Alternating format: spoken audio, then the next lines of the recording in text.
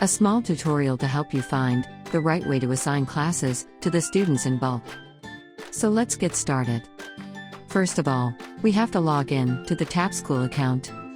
It will take you to the home page of the portal. You will find a menu bar with different icons on the left side of the screen. Click on the student option. A new page will appear displaying existing student names, with classes and teachers assigned. Select the students by clicking on the checkbox. You can even search the students and select. Next, select the class from the drop-down and assign.